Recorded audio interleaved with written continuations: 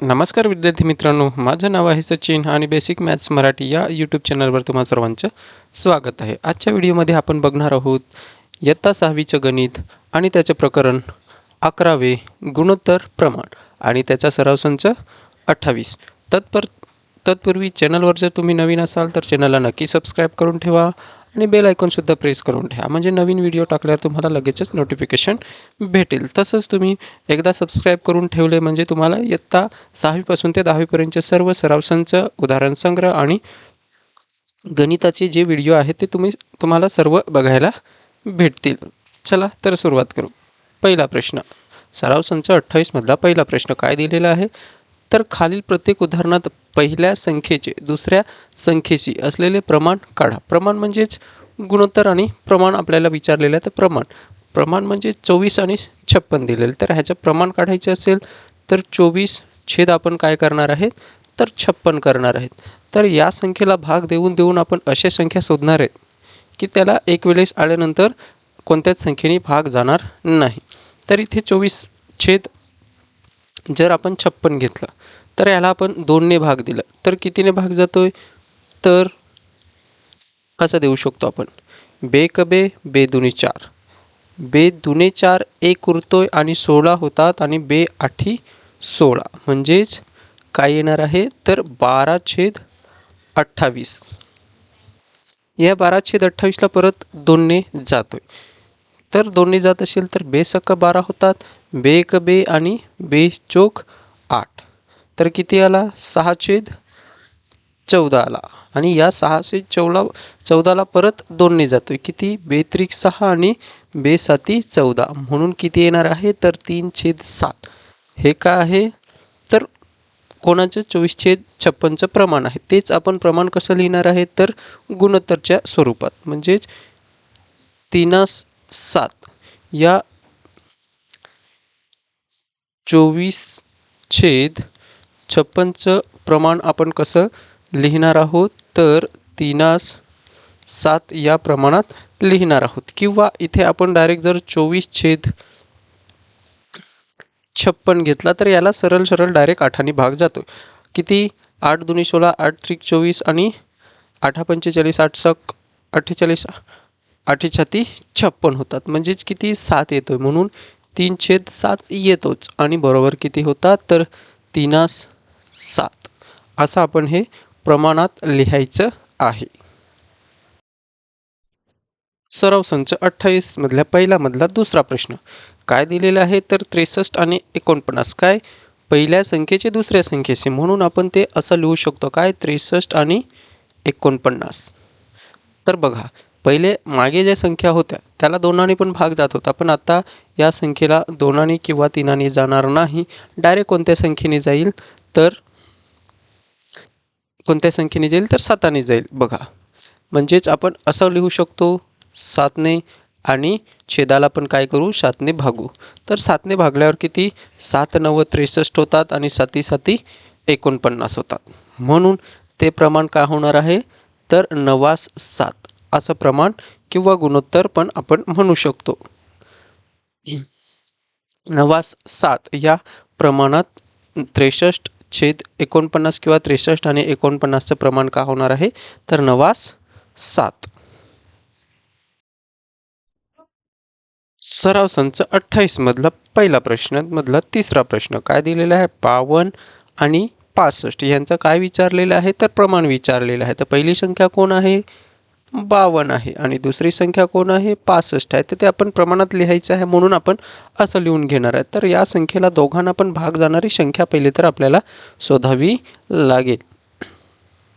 तर बघा, अशी कोणती संख्या आहे की दोघांना पण भाग जाईल, तर बघा 52 आणि 65ला भाग जाण्यासाठी 13नेच या दोघांना पण भाग जातोय. म्हणून आपण असं डायरेक्ट भाग दिला तरी चालेल किंवा 52 भागिले आपण 13 करू आणि 65 भागिले आपण 13 करू, कारण की त्याच संख्येने अवसाला आणि छेदाला पण भागावं लागेल. तर 13 एके 13, 13 चौक 52 आणि 13 एके 13, 13 पाची 65 म्हणजे किती येणार आहे, 4/5 येणार आहे. तेच आपण असं सुद्धा लिहू शकतो. प्रमाणात कसं लिहिणार आहे, तर 4/5 या प्रमाणात लिहिणार आहेत. सराव संच 28 मधल्या पहिला मधला चौथा प्रश्न काय दिलेला आहे तर 84 आणि 60 यांचं प्रमाण विचारलेलं आहे. तर ते आपण असं लिहू किती 84 छेदात 60. तर 84 आणि 60 ह्यांचं प्रमाण लिहायचं असेल तर अशा संख्या ह्या संख्यांना दोघांना पण 2ने तुम्ही भाग द्या किंवा 4ने जात असेल तर 4ने द्या, पण सुरुवात शक्यतो 2ने करा. पण आता 2ने किंवा तुम्हाला मोठ्यात मोठ्या पाढ्याने डायरेक्ट भाग देता येत असेल तर खूपच चांगली गोष्ट, नसेल तर मग 2पासून सुरुवात करा. तर किती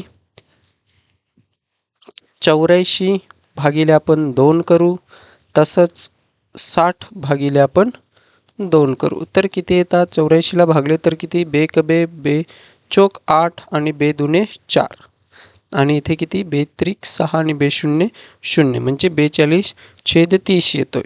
परत 42 ला आपण 2ने भागू आणि 30ला पण आपण 2नेच भागू. तर किती येतात बे दुनी 4 बेक बे आणि किती येतात तर 15 म्हणजेच 21 छेद 15. अजून या संख्येनं दोघांना पण भाग जाणारी संख्या कोण आहे तर 3ने जाते. तर 3ने भागू आणि छेदाला पण 3ने भागू. 3ने भागवल्यावर किती 3 7 21 होतात आणि 3 5 15 होतात. आता कोणत्याच संख्येने भाग जाणार नाही, फक्त एकाने जाईल. म्हणून हेच काय झालं आपलं 7 5 हेच या 84 आणि 60 या संख्येचं प्रमाण आहे. पहिल्यामधला 5वा प्रश्न काय दिलेला आहे तर 35 आणि 65. कोणती संख्या 35 आणि 65 संख्येचं प्रमाण विचारलेलं आहे. तर बघा या संख्येला कोणत्या संख्येने भाग जाईल तर 35ला आपण डायरेक्ट 5ने देऊ, तसंच 65ला सुद्धा 5ने जाणारच आहे कारण की एकक स्थानी 5 आहे. म्हणून 5 7 35 होतात आणि 5 एके 5 65ला जर आपण भाग दिलं कितीने 5ने तर 5 एके 5 एक उरतोय आणि 5 त्रिक 15 म्हणजेच किती येणार आहे 13.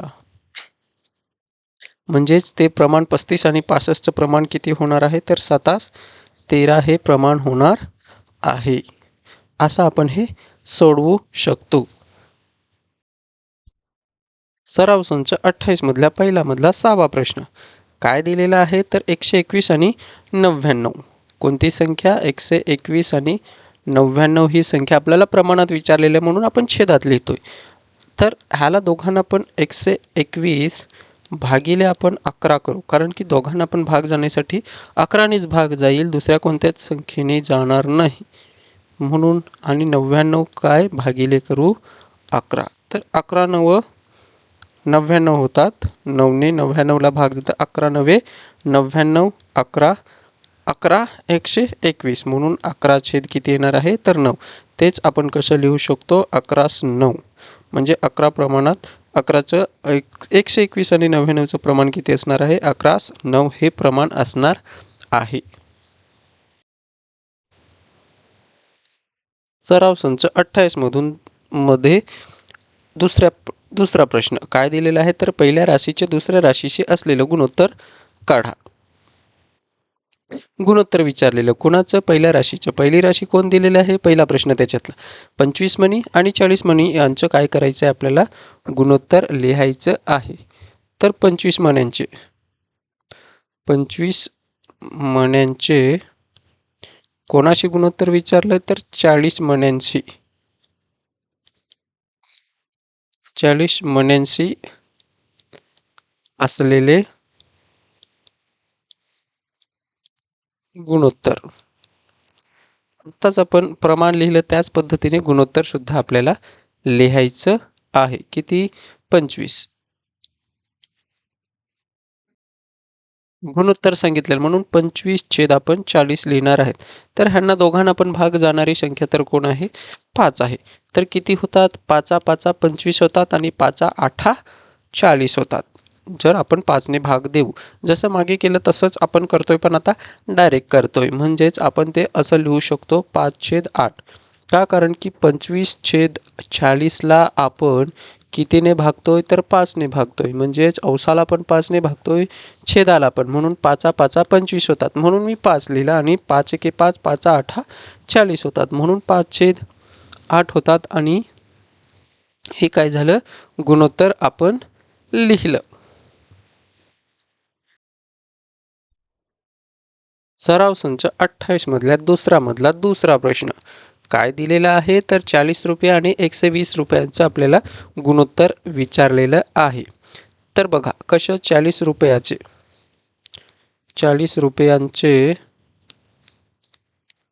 120 रुपयांशी असलेले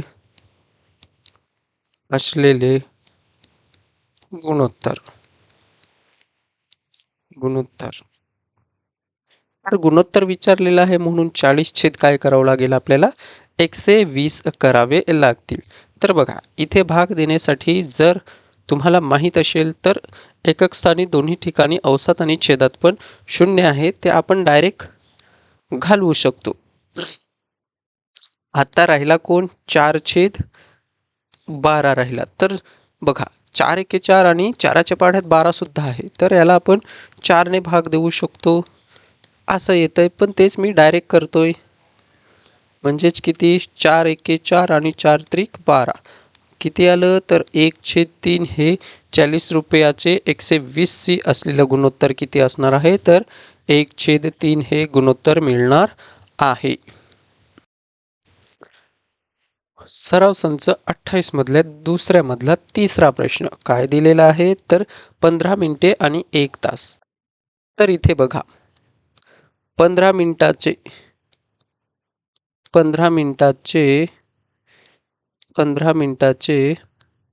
1 तासाशी असलेले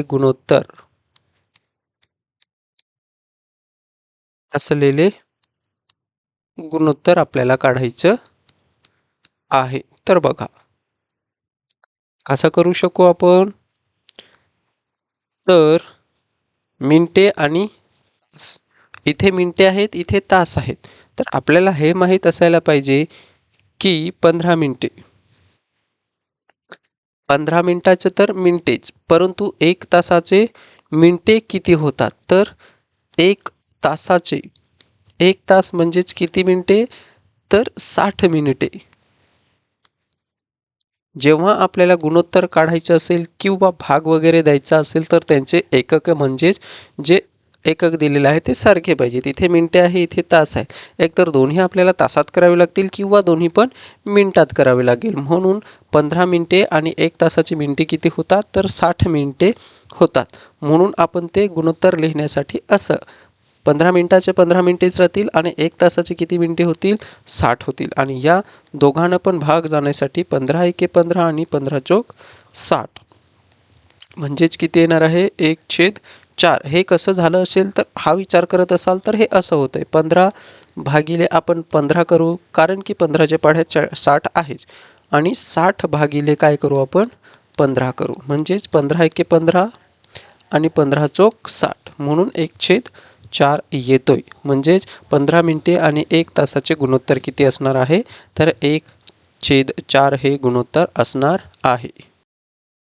सराव संच 28 मधला चौथा प्रश्न काय दिलेला आहे, तर 30 लिटर आणि 24 लिटर यांचं गुणोत्तर विचारलेलं आहे. तर 30 लिटरचे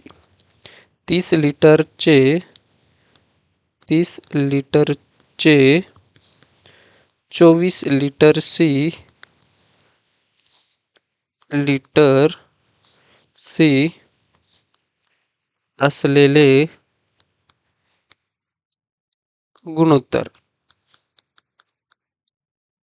तर ते आपण कसे लिहू, आता दोन्ही ठिकाणी लिटर एकक सारखीच आहेत, म्हणून 30 भागिले आपण काय लिहू, 24 लिहू. आणि या दोघांना पण भाग जाणारी संख्या तर कोण आहे, तर 6 आहे.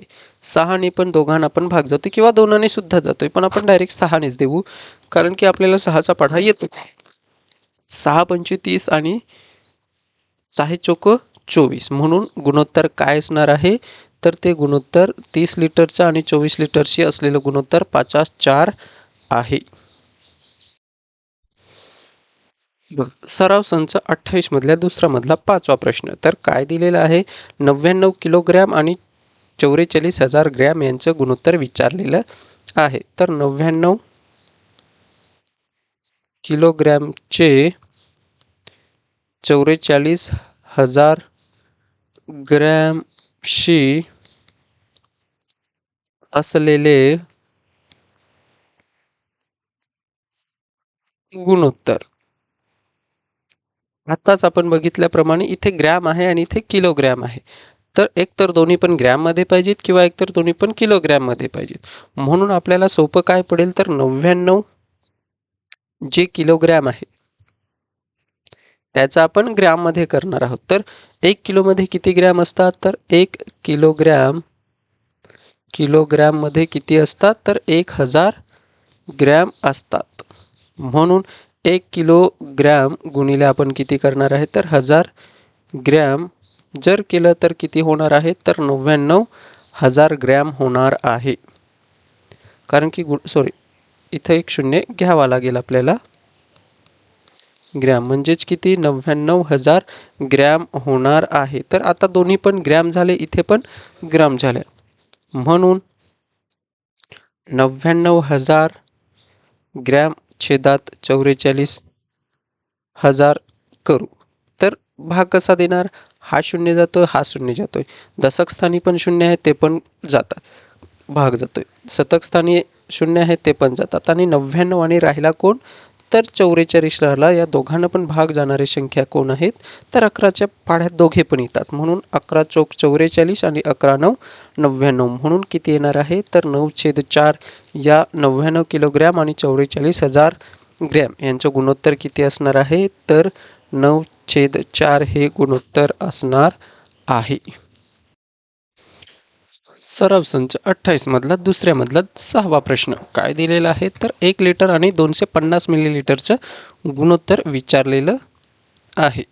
तर बघा काय लिहिणार आपण,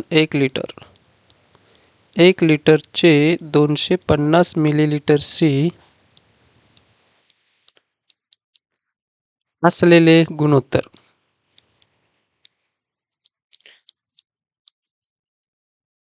जर तुम्ही नीट बघितलं तर इथे लिटर आहे आणि इथे मिलीलिटर आहे. आपण गुणोत्तर काढू शकत नाही जोपर्यंत त्यांचे एकक सारखी होणार नाही. इथे लिटर आणि मिलीलिटर, एकतर दोन्ही पण लिटरमध्ये पाहिजेत किंवा एकतर दोन्ही पण मिलीलिटरमध्ये पाहिजेत. म्हणून आपल्याला सोपं काय पडेल तर 1 लिटरचं मिलीलिटरमध्ये कन्वर्ट करण्यासाठी ते आपल्याला काय पडेल, सोपं पडेल. म्हणून 1 लिटर बरोबर मिलीलिटर करायचं असेल तर आपल्याला काय माहीत आहे तर 1 गुणिले किती करणार, 1 लिटरमध्ये किती मिलीलिटर असतं तर 1000 मिलीलिटर असतं. म्हणून किती होणार आहे तर 1000 मिलीलिटर म्हणजे 1 लिटरचं किती मिलीलिटर होणार आहे 1000 मिलीलिटर. तर आता आपण हा पण मिलीलिटर झाला, हा पण मिलीलिटर झाला, म्हणून आपण 250चे कोणाशी 1000 मिलीलिटरचे 250 मिलीलिटरशी असलेलं गुणोत्तर आपण काढणार आहोत. तर एकक स्थानी शून्य आहेत, कट होतात. आता 25ने भाग जातोय, 25 एके 25, 25 चौक 100, कारण की 25चा पाढा जर बोलला तर आपण 4ने भाग जातोय, म्हणजेच गुणोत्तर काय भेटणार आहे आपल्याला 4/1 हे आपल्याला गुणोत्तर भेटणार आहे. सराव संच 28 मधल्या दुसऱ्या मधला 7वा प्रश्न काय दिलेला आहे तर 60 पैसे आणि 1 रुपये यांचं गुणोत्तर विचारलेलं आहे. तर 60 पैशांचे 1 रुपयाशी असलेले गुणोत्तर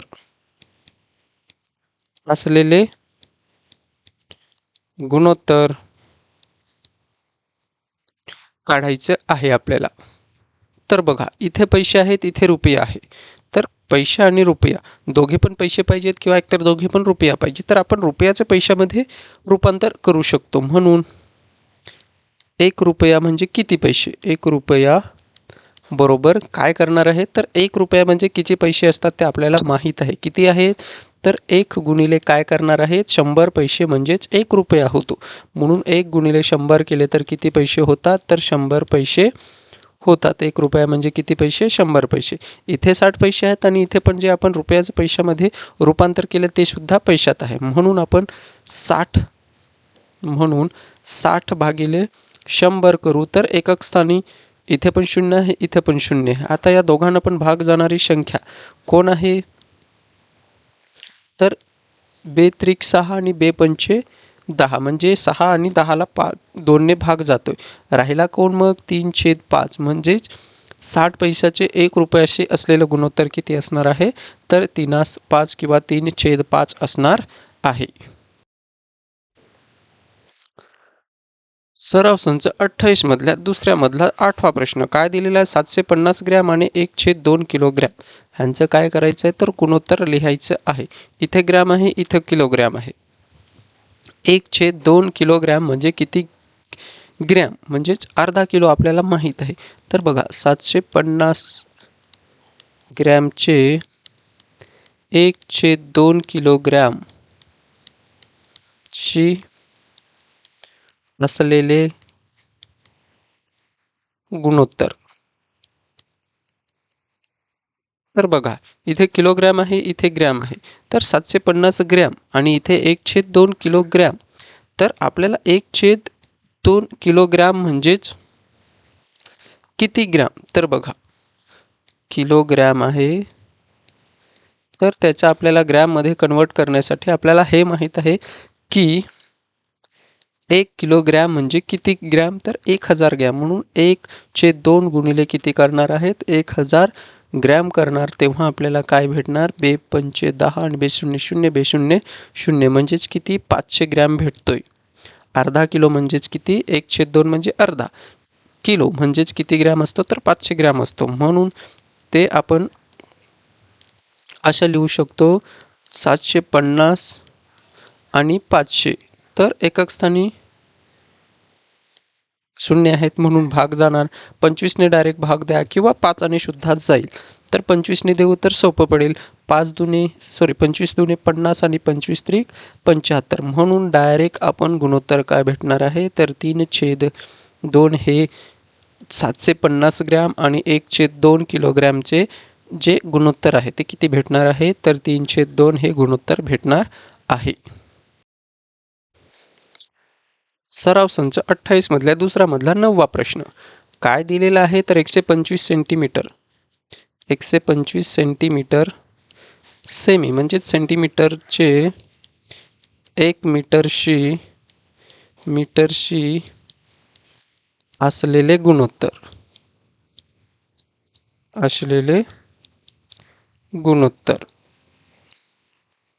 तर बघा इथे सेंटीमीटर आहे, इथे मीटर आहे.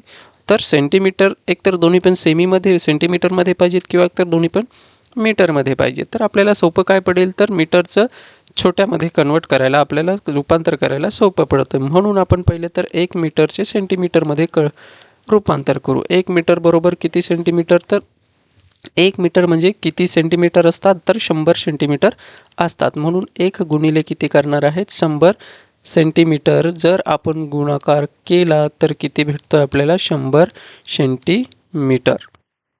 म्हणून आपल्याला 125 सेंटीमीटर आणि 100 सेंटीमीटर ह्यांचं काय करायचं आहे? आपल्याला गुणोत्तर लिहायचं आहे. तर 125 छेदात किती? 100 यांचं गुणोत्तर करणार आहोत. तर ह्याला आपण 25चा पाढा येत असेल तर खूप चांगली गोष्ट किंवा 5ने तुम्ही भाग देऊ शकता. तर 25 चोक 100 आणि 25 5 125 होतात. म्हणून 5 छेद किती येणार आहे? 4 म्हणजेच 125 सेमीचे 1 मीटरशी असलेलं गुणोत्तर किती आहे? 5/4 हे गुणोत्तर मिळणार आहे. सराव संच 28 मधला तिसरा प्रश्न काय दिलेला आहे? तर रीमाजवळ 24 वह्या व 28 पुस्तके आहेत. तर वह्यांचे पुस्तकांशी असलेले गुणोत्तर काढा. तर कसलं गुणोत्तर काढायला सांगितलेलं आपल्याला? तर वह्यांचे पुस्तकाशी. कोणाचं? तर वह्यांचे पुस्तकाशी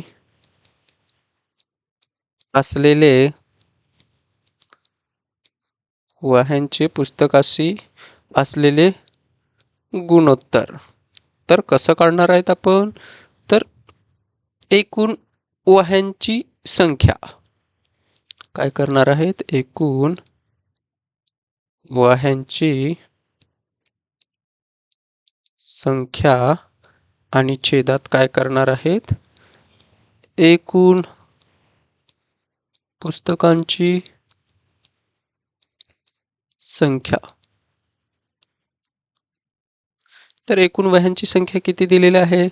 तर 24 आणि पुस्तके किती आहेत? तर 18. गुणोत्तर विचारलेले आहे म्हणून कोणत्या संख्येने दोघांना पण भाग जातोय? तर 6ने भाग जातोय. 6 दुनी 12, 6 त्रिक 18 आणि 6 चोक 24 म्हणजेच किती? 4/3. ह्यांना कोणत्याच संख्येने भाग जात नाही म्हणून गुणोत्तर काय भेटणार आहे आपल्याला? 4/3 हे गुणोत्तर भेटणार आहे. तर रीमाजवळ असं लिहायचं आपल्याला काय? रीमा कोण? रीमाजवळ असणाऱ्या वह्यांचे रीमाजवळ असणाऱ्या वह्यांचे पुस्तकांशी असलेले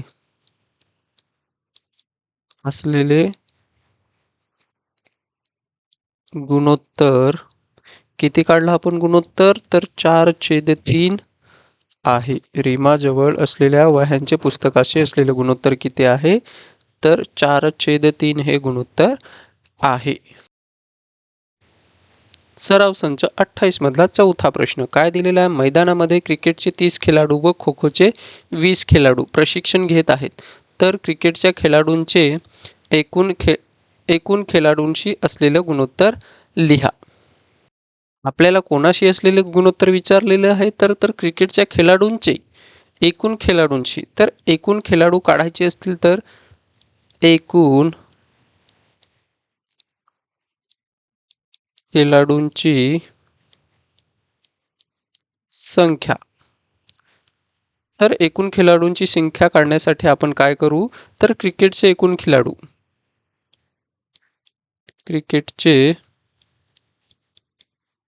एकूण खेळाडू अधिक खो खोचे एकूण खेळाडू. खो खोचे एकूण खेळाडू तर किती होतात? क्रिकेटचे एकूण खेळाडू किती आहेत? तर 30 आहेत आणि खो खोचे किती? 20. तर असे एकूण किती खेळाडू झाले? 50. एकूण खेळाडू किती भेटले आपल्याला? 50. तर क्रिकेटच्या खेळाडूंचे एकूण खेळाडूंशी कोणाचं गुणोत्तर विचारलेलं आहे आपल्याला? क्रिकेटचे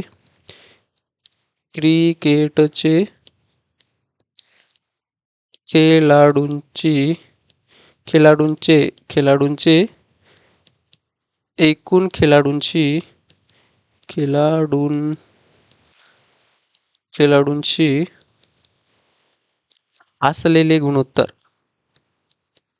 असलेले गुणोत्तर बघा.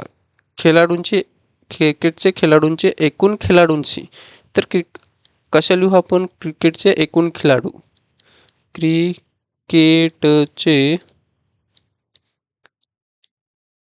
क्रिकेटचे एकूण खेळाडू आणि छेदात कोण लिहिणार आहेत?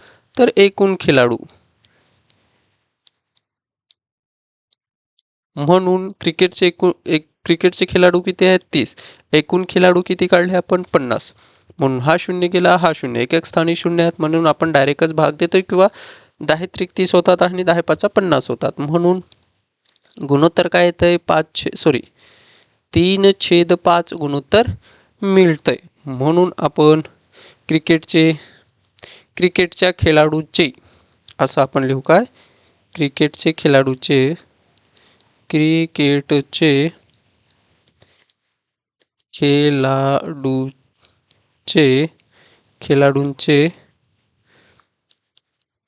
एकूण खेळाडूंशी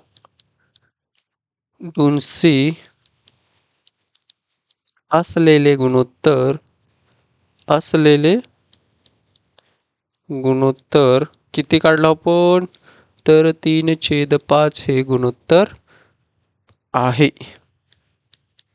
कशा आपण हा प्रश्न लिहायचा आहे. सराव संच 28 मधला 5वा प्रश्न काय दिलेला आहे? स्नेहलकडे 80 सेमी लांबीची लाल रिबीन आहे व 2.2 मीटर लांबीची निळी रिबीन आहे. तर लाल रिबीनच्या लांबीचे निळ्या रिबीनच्या लांबीशी असलेले गुणोत्तर काढा. तर बघा, स्नेहलकडे काय आहे? लाल रिबीन, पण इथे एक सेंटीमीटरमध्ये रिबीनची लांबी दिलेली आहे आणि इथे मीटरमध्ये दिलेली आहे. तर आपण पहिले तर मीटरचे सेंटीमीटरमध्ये करून घेऊ. तर 1 मीटर आपल्याला माहीत आहे. काय? 1 मीटर बरोबर किती सेंटीमीटर असतं? तर 100 सेंटीमीटर असतो. म्हणून लाल रेबीनची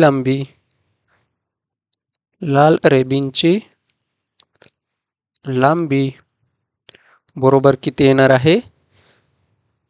लाल रेबीनची लांबी किती येणार दिलेली आहे? तर 80 सेंटीमीटर दिलेली आहे. तसंच आपल्याला कोणाची? निळी रेबीनची लांबी. निळ्या रेबीनची लांबी किती येणार आहे? तर कशात दिलेलं आहे? मीटरमध्ये. 2.2 मीटर. मग गुणिले किती करणार आहेत आपण त्याला? 100. कारण की मीटरचे सेंटीमीटरमध्ये आपल्याला करायचं आहे, म्हणून आपण किती होतंय? तर या 100ने याला गुणलं. 2.20ला आपण 100ने गुणलं, म्हणजेच गुणाकार केला तर 22 आणि हे 3 शून्य ठेवून दिले आपण. कारण की 100, 1000, 10,000 असा गुणाकार करायचा असते, तर एकावर किती शून्य आहे ते सरळ सरळ त्या संख्येवर ठेवून द्यायचे. म्हणजे 220वर आपण किती शून्य ठेवणार? 2 शून्य ठेवणार. पण किती नंतर? 2 नंतर. म्हणून हे 2 शून्य निघून जातात. म्हणजेच किती सेंटीमीटर होतात? तर 220 सेंटीमीटर होतात. तर आपल्याला विचारलेलं काय आहे? तर लाल रेबीन. म्हणून लाल रेबीनचे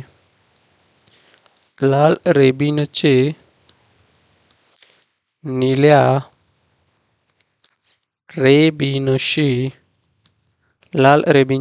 रेबीनशी निळ्या रेबीनच्या लांबीशी असं लिहावं लागेल आपल्याला. लाल रेबीनच्या लांबीचे निळ्या रेबीनच्या लांबीशी असलेले गुणोत्तर.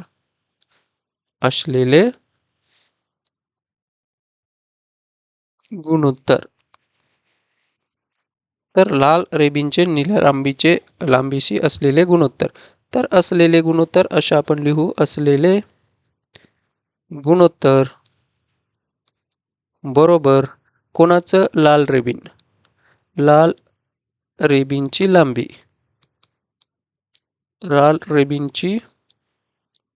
लांबी आणि छेदात आपण करू निळ्या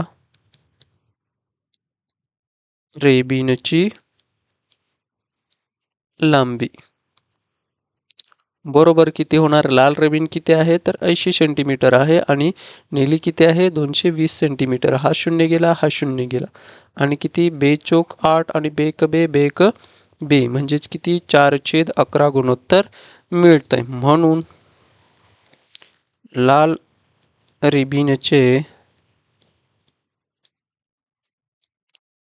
रेबीनच्या असं आपण लिहू. रेबीनच्या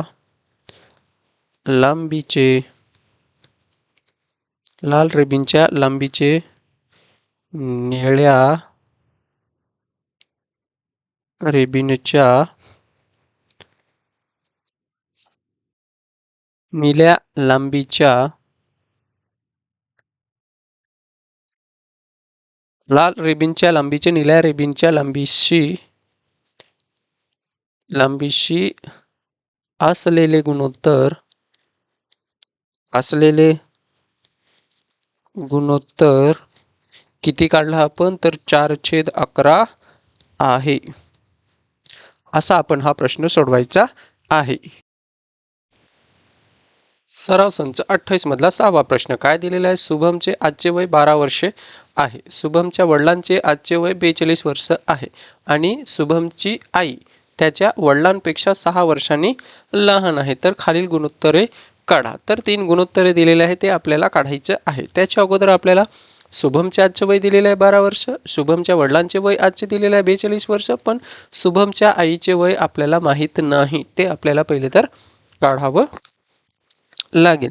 म्हणून पहिले तर आपण शुभमचे आजचे वय,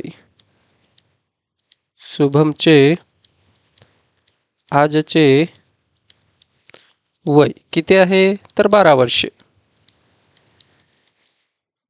नंतर शुभमच्या वडिलांचे आजचे वय किती दिलेलं आहे? तर 42 वर्षे. आणि शुभमच्या आईचे आजचे वय आपल्याला दिलेलं आहे का? नाही. परंतु काय सांगितलेलं आहे? तर वडिलांच्या शुभमच्या आई त्याच्या वडिलांपेक्षा 6 वर्षांनी का आहे? तर लहान आहे. म्हणून शुभमच्या आईचे आजचे वय काढण्यासाठी शुभमच्या वडिलांचे आजचे वय, शुभमच्या वडिलांचे आजचे वय वजा 6 वर्षे, म्हणून 6 वर्षे असं लिहा. म्हणजे शुभमचे आजचे वय किती आहे? तर 42 वर्षे. त्याच्यातून आपण 6 वजा केले तर किती येतात? तर 36 वर्षे कोणाचं वय आहे? तर आईचे वय आहे. आईचे आजचे वय किती आहे? तर 36 वर्ष. वडिलांचं वय किती आहे? 42 आणि शुभमचं वय किती आहे? तर 12. तर पहिला प्रश्न काय विचारलेला आहे? शुभमच्या आजच्या वयांचे आईच्या आजच्या वयाशी असलेले गुणोत्तर. म्हणून शुभमचे आजच्या वयाचे असं लिहू आपण काय? शुभमच्या आजच्या वयांचे आईच्या आजच्या वयाशी गुणोत्तर. तर गुणोत्तर कसं लिहिणार आपण? तर शुभमच्या आजच्या वयाचे मतलब शुभमचं आजचं वय, शुभमचे आजचे वय भागिले शुभमच्या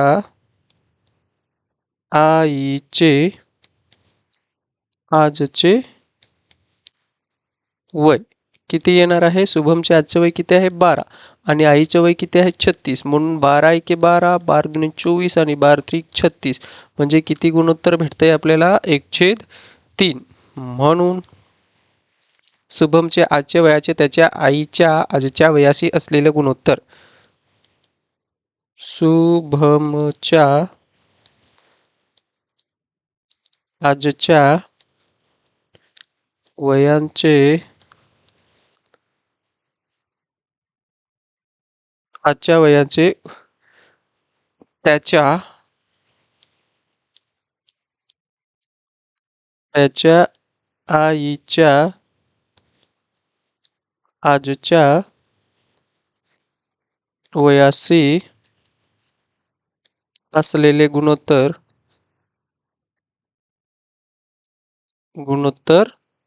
किती आहे? तर 1/3 आहे.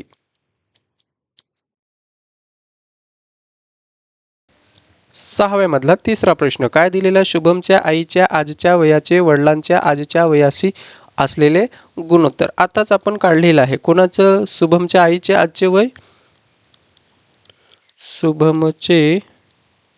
शुभमच्या आईचे आजचे वय किती काढलेलं आपण? 36 वर्षे.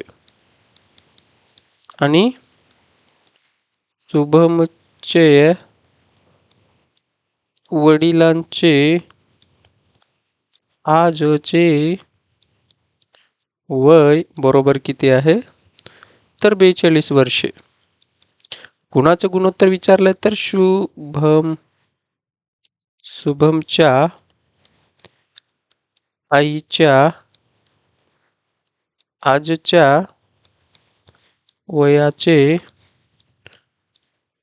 वडिलांच्या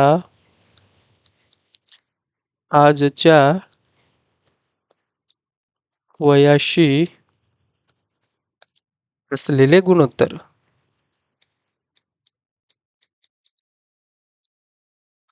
तर गुणोत्तर काढायचं आहे म्हणून कोणाचं? तर आईचं. बरोबर काय? शुभमचे आईचे आजचे वय.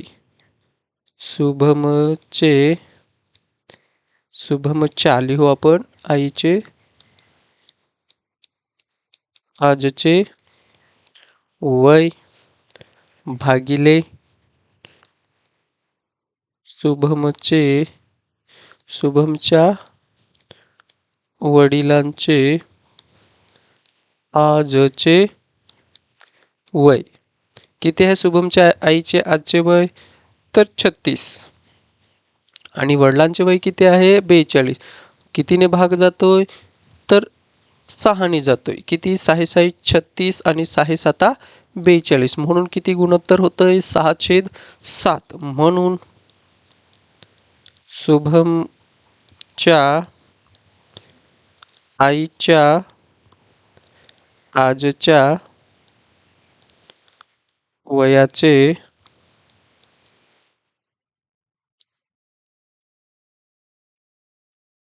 वडिलांच्या आजच्या वयाशी असलेले गुणोत्तर किती काढलं आपण? 6/7 आहे. असं आपण हे लिहायचं आहे. प्रश्न 6व्या मधला तिसरा प्रश्न काय दिलेला? जेव्हा शुभमचे वय 10 वर्षे होते तेव्हा शुभमच्या वयाचे त्याच्या आईच्या त्या वेळच्या वयाचे गुणोत्तर काढायला सांगितलेलं. तर शुभमचे आजचे वय किती दिलेले आहे आपल्याला? 12 वर्ष. म्हणून शुभमचे 10 वर्ष असेल म्हणजेच 2 वर्ष अगोदर त्याचं शुभमचे वय किती दिलेलं आहे? तर 10 वर्षे.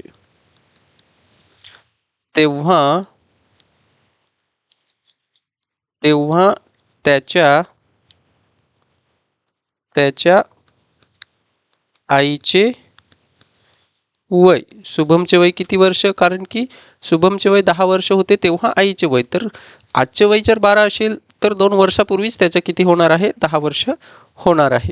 तर तेव्हा त्याच्या आईचे वय किती करणार आपण? आजचं वय किती? 36 वर्ष काढलंय आणि त्याच्यातून किती वजा करणार? इथे 2 वर्ष वजा केलेत तर त्याच्यातून सुद्धा 2 वर्ष वजा करावे लागतील म्हणजेच किती? 34 वर्ष असेल. तेव्हा त्याच्या आईचे वय किती असेल? तर 34 वर्ष असेल. तर शुभमचे 10 वर्ष होते तेव्हा शुभमच्या वयाचे त्याच्या आईच्या त्या वेळच्या वयाचे गुणोत्तर. कोणाचं विचारलंय? शुभमच्या वयाचे त्याच्या आईच्या त्या वेळच्या वयाशी असलेले गुणोत्तर. काय लिहू आपण? असलेले गुणोत्तर. तर आपण किती काढलं? 10 वर्षे आणि त्यावेळच्या आईचं वय किती? जेव्हा शुभमचं वय 10 वर्ष होतं तेव्हा आईचं वय किती असेल? तर 34. भाग दिला तर किती येणार आहे? तर 5 आणि 2 आणि 1 उरेल आणि 2 7 14. तर किती? 5/17. म्हणजेच त्यावेळचे वयाचं गुणोत्तर किती असेल? तर 5/17. म्हणून शुभम 10 वर्षाचा. किती वर्षाचा? शुभम 10 वर्षाचा असताना शुभम 10 वर्षाचा असताना त्याच्या वयाचे त्याच्या आईच्या त्या वेळच्या वयाशी असलेले गुणोत्तर किती असणार आहे? तर 5/17 आहे. असा हा आपण प्रश्न सोडवू शकतो आणि इथेच आपला सराव संच 28 सुद्धा संपलेला आहे. तुम्हाला व्हिडिओ आवडला असेल, शिकवलेलं समजले असेल तर व्हिडिओला नक्की लाईक करून जा आणि सबस्क्राईब सुद्धा करून ठेवा. तुम्हाला सर्व इयत्ता 10वी पर्यंत सराव संच, त्याच्याबरोबर परीक्षांना विचारलेले ज्या प्रश्नपत्रिका असतील त्यांचं सुद्धा विश्लेषण करून भेटणार आहे. धन्यवाद.